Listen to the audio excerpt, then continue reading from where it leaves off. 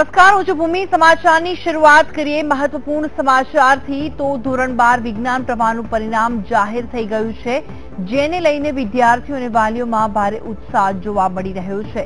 આ પરિણામ બોર્ડની વેબસાઇટ પર જાહેર કરી દેવામાં આવ્યું છે અને સૌથી વધુ પરિણામ 81.89% પરિણામ જાહેર થયું છે, જેમાં જિલ્લા પ્રમાણે સૌથી વધુ ગોંડલ કેન્દ્રનું 98.77% પરિણામ આવ્યું છે, જ્યારે સૌથી ઓછું પરિણામ સેલવાસ કેન્દ્રનું 39.9% જાહેર થયું છે.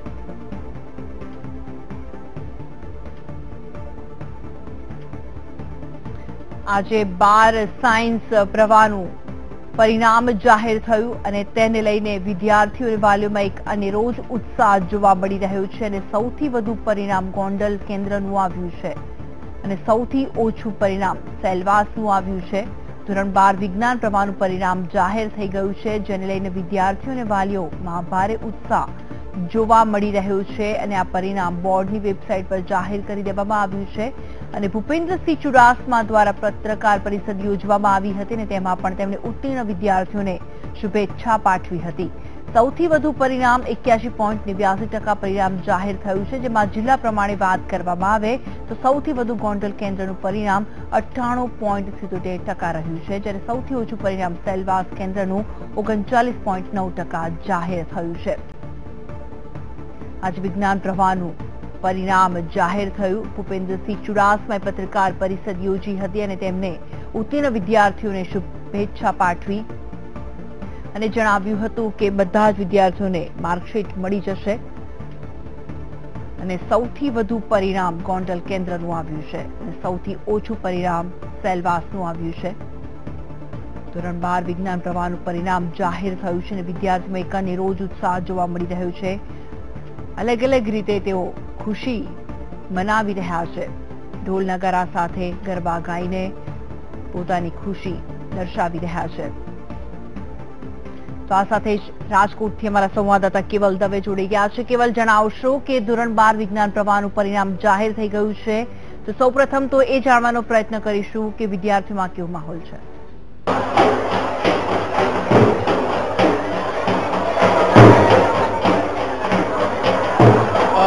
ખાસ કરીને આજે 12 સાયન્સનું પરિણામ જાહેર થઈ ગયું છે, ત્યારે તમે જોઈ શકો છો કે રાજકોટની જે સ્કૂલ શાળા જે છે એમાં 12 સાયન્સના વિદ્યાર્થીઓ જે છે ખૂબ જ ગરબા ગાઈને જે ઉજવણી કરી રહ્યા છે અને કહી શકાય કે ગોંડલ કેન્દ્ર રાજકોટ જિલ્લામાં જે ઉજવણી આવે છે તેનું સૌથી વધુ પરિણામ આવ્યું છે, જ્યારે સેલવાસનું સૌથી ઓછું પરિણામ આવ્યું છે. ત્યારે રાજકોટ શહેરની જો વાત કરવામાં આવે તો રાજકોટ જે છે શિક્ષણનું હોબ ગણવામાં આવે છે, ત્યારે અહીં કોમર્સ સાયન્સ ફેકલ્ટી સહિત તમામ શાળાઓની ઉપલબ્ધ છે. ત્યારે આજે જે 12 સાયન્સનું પરિણામ આવ્યું છે ત્યારે વિદ્યાર્થીઓ છે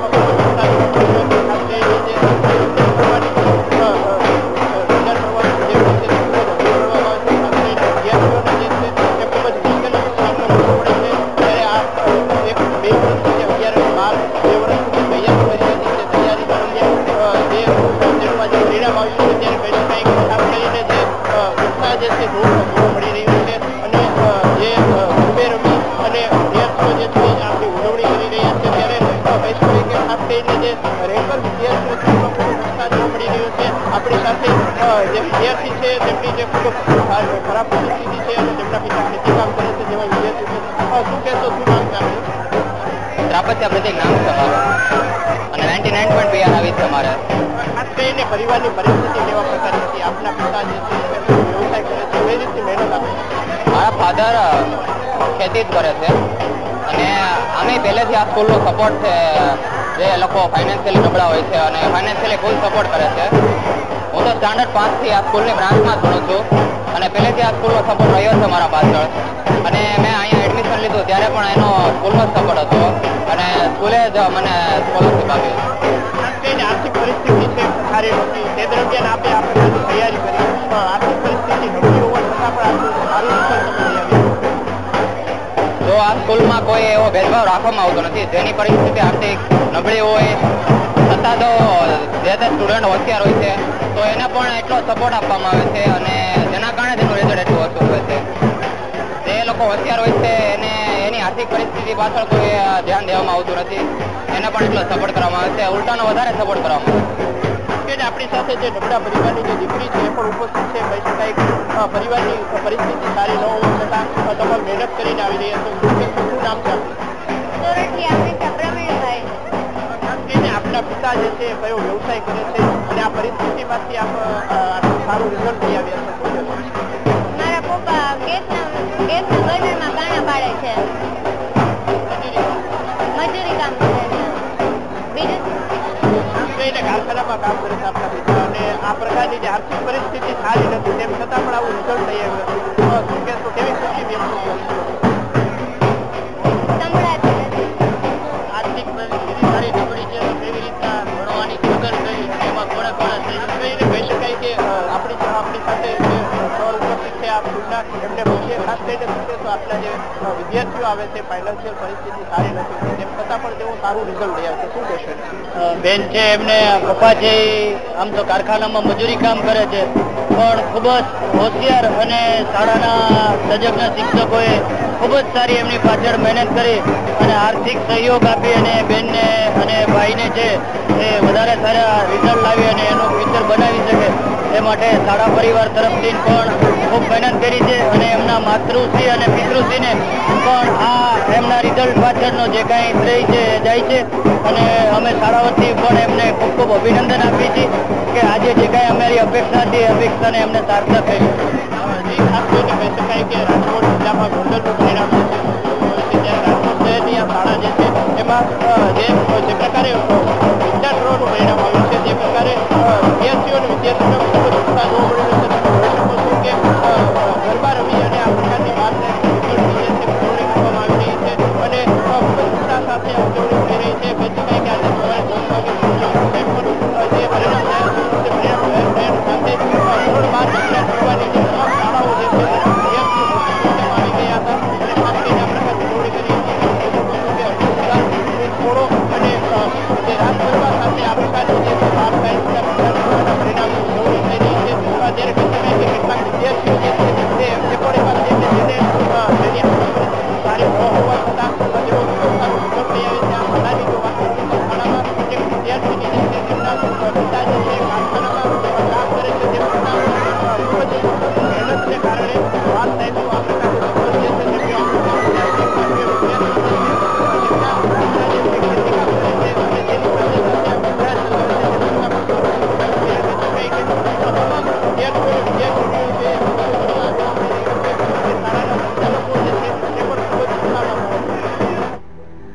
બિલકુલ કેવલ ખૂબ ખૂબ આભાર માહિતી આપવા માટે. જે રીતે આજે 12 સાયન્સ વિજ્ઞાન પ્રવાહનું પરિણામ સામે આવ્યું છે અને તેને લઈને અમારા સંવાદદાતા હિતલ પારેખે બોર્ડના અધ્યક્ષ એકે શાહ સાથે ખાસ મુલાકાત કરી હતી અને તેમને જણાવ્યું પણ હતું અને શું જણાવ્યું છે તેના પર એક નજર કરીએ. ધોરણ 12 સાયન્સનું આજે પરિણામ જાહેર થયું છે, ત્યારે આ પરિણામ કેવું રહ્યું છે કે એની પર માધ્યમિક શિક્ષણ બોર્ડે શું કવાયત કરી હતી અને આ પરિણામ ગુજરાતના શિક્ષણ માટે કેટલું મહત્વનું છે એની સાથે ચર્ચા કરવા આપણી સાથે જોડાયા છે બોર્ડના અધ્યક્ષ એજે શાહ સાહેબ. એજે શાહ સાહેબ, પહેલા તો વીટીવીમાં આપનું સ્વાગત છે. આ પરિણામને પ્રથમ દ્રષ્ટિએ તમે કેવી રીતે લેવો છો? પરિણામ જે છે એ ગત વર્ષ કરતા વિદ્યાર્થીઓએ સારું પરફોર્મ કર્યું છે. લગભગ 3% જેટલું પરિણામ વધારે આવ્યું છે અને જે પરિણામ છે એ અમે લગભગ પરીક્ષા 1 અઠવાડિયું લેટ લીધી હતી અને પરીક્ષા 1 અઠવાડિયું લેટ લીધા હોવા છતાં ગયા વર્ષ કરતા અમે લોકો જે છે એ 1 અઠવાડિયું જેટલું પરિણામ અમે વહેલું આપી શક્યા છીએ. અને ખાસ કરીને આજે આપના માધ્યમથી જે સફળ થનાર ઉમેદવારોને તમામને હું ખૂબ ખૂબ અભિનંદન પાઠવું છું અને એ લોકો પોતાની કેરિયરમાં આગળ વધે એ ખૂબ ખૂબ શુભેચ્છાઓ પાઠવું છું. સાહેબ, ખાસ કરીને પરિણામ દર વખતે જ્યારે જાહેર થાય છે ત્યારે આ વખતે તો પ્રથમ ચોરીના કેસો પણ ઘટાડી શકાય એ પ્રમાણે તમામ સેન્ટરોમાં સીસીટીવી મૂકેલા હતા. તો આના શું સારા પરિણામો માધ્યમિક શિક્ષણ બોર્ડને પોતાને જોવા મળ્યા છે? આમાં પરિણામોમાં વિદ્યાર્થીઓ સીસીટીવીના કારણે એક તો એ બાબતથી એ થઈ ગયા છે કે મહેનત કરવી પડશે અને મહેનત કરતા થયા છે. વાલીઓ પણ હવે કેન્દ્રોની આસપાસ ફરકતા નથી અને વિદ્યાર્થીઓ પોતાની કારકિર્દીમાં આગળ વધવા માટે જે કહી શકાય કે મહેનતનો આધાર લેતા થયા છે. ખાસ કરીને હવે જ્યારે નીટની પરીક્ષા જો મેડિકલના વિદ્યાર્થીઓ માટે મહત્વની બની છે ત્યારે હવે આપણે આ અભ્યાસક્રમથી માંડીને આ પરિણામ ઉપર જોવા જઈએ તો કયા પ્રકારનું દ્રષ્ટિ વિદ્યાર્થીઓ અને વાલીઓએ રાખવી પડશે? જે ગત વર્ષે જ્યારે નીટ આવ્યું ત્યારે આપણે આપણા પાઠ્ય પુસ્તકના અભ્યાસક્રમમાં જે બાબતો ખૂટતી હતી, નીટના સંદર્ભમાં CBSE નો જે NCERT નો કોર્સ છે એના સંદર્ભમાં એ તમામ બાબતો આપણે પુસ્તિકા સ્વરૂપે ત્યાં અમલમાં લાવી દીધી છે ધોરણ 11 અને 12માં, અને એ પ્રમાણે વિદ્યાર્થીઓને અભ્યાસ કરાવાય એ પ્રમાણે અમે ધ્યાન રાખી રહ્યા છીએ. ખાસ કરીને જ્યારે સાહેબ હવે સેમિસ્ટર સિસ્ટમ છે એ દૂર કરવાની એક વાત ચાલી રહી છે, ત્યારે 11 અને 12 માધ્યમિક શિક્ષણ બોર્ડે પણ સેમિસ્ટર સિસ્ટમ સ્વીકારી છે, ત્યારે હવે એને દૂર કરવાની ક્યારે કવાયત? સેમિસ્ટર સિસ્ટમ દૂર કરવાની ગયા વર્ષે નિર્ણય લેવાઈ ગયો છે, પણ ગયા વર્ષે વાલીઓએ એ રીતે નક્કી કર્યું કે ભાઈ જે ત્રીજા સેમિસ્ટરમાં વિદ્યાર્થીઓ આવી ગયા છે તો સેમિસ્ટર સિસ્ટમ 1 વર્ષ માટે તમે એ પ્રમાણે પરીક્ષા લઈ લો. ત્યારે સરકારશ્રીએ નિર્ણય કર્યો અને એ પ્રમાણે નિર્ણય એક થયો છે. 2018ના વર્ષમાં હવે આવતા વર્ષમાં ફક્ત 12મા ધોરણની આખી પરીક્ષા આવશે. ખાસ કરીને આ પરિણામ ઉપર સામાન્ય રીતે દર વખતે વિદ્યાર્થીઓ અને વિદ્યાર્થીઓના પરિણામમાં ડિફરન્સ હોય છે. આ વખતેના પરિણામમાં શું છે, અને ખાસ જે શાળાઓનું પરિણામ ઓછું આવ્યું છે એની સામેના શું પગલાં લેવાશે? શાળાઓનું જે પરિણામ સારું આવ્યું છે, 100%થી જે વધારે પરિણામ ધરાવતી શાળાઓ છે, 100% પરિણામ ધરાવતી એવી શાળાઓની સંખ્યામાં લગભગ 19 જેટલો વધારો પણ થયો છે. કેટલીક શાળાઓએ જે નથી એ કરી શક્યા એ લોકોની સંખ્યામાં પણ વધારો થયો છે. એ સરકારના નીતિ નિયમો છે એ પ્રમાણે કમિશનર સ્કૂલ્સ દ્વારા પગલાં લેવામાં આવે છે. સાહેબ, જોવા જઈએ તો 10% વાળી ગઈ વખતે 28 હતા, આ વખતે 44 છે, ડબલ શાળા થઈ છે. ત્યારે માધ્યમિક શિક્ષણ બોર્ડ પોતાનું પરિણામ સુધારવા માટે અને શાળાની ગુણવત્તા સુધારવા માટે પણ શું પગલાં લેશે? અમે જે ગત વર્ષથી પ્રયોગ શરૂ કર્યો હતો, કારણ કે ભારત સરકારે રાજ્યને 16 જેટલી ચેનલો ફાળવી છે. એ 16 ચેનલોમાંથી 2 ચેનલો